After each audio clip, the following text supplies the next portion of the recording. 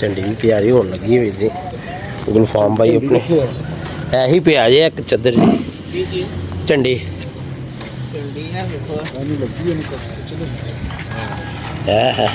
चलो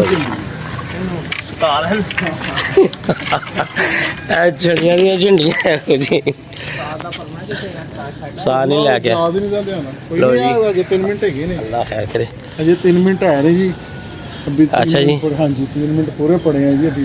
अच्छा जी लो जी जनाब अल्लाह खैर करे झंडी मारने शौक कराने दोस्तों ठीक है तो जी अलहमदुलिल्लाह झंडी का टाइम आ गया पल्ले बज गए ने वीर जी ऐ देखो ठीक है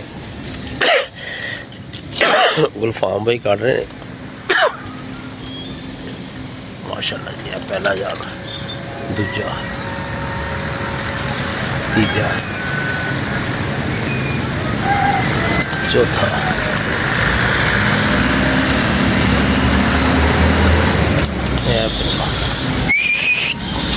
अल्हम्दुलिल्लाह अल्हम्दुलिल्लाह जी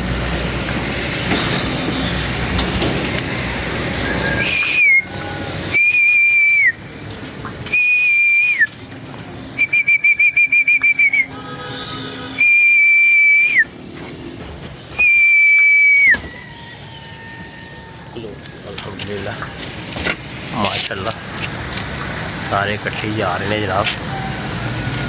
दुआ दी अपील है जनाब अल्लाह पाक सब दे खैरो खैरियत नाल कबूतर घर बैठन ते अल्लाह पाक खैर दा टाइम लिया।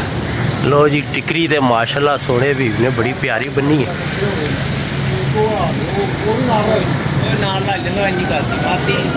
लो जी साहब मकसूद साहब ने पूरा ही झंडा चुकिया है जनाब।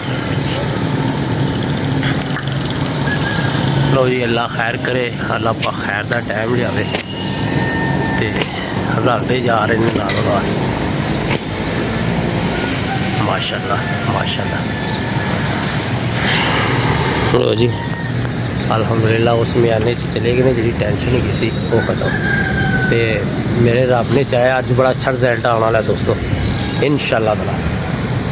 साजी की कहते हो माशाल्लाह उठाओ तो बहुत प्यारा है हैं गुलफाम भाई तुसी तो डेली पल्ला मारते रहे हो।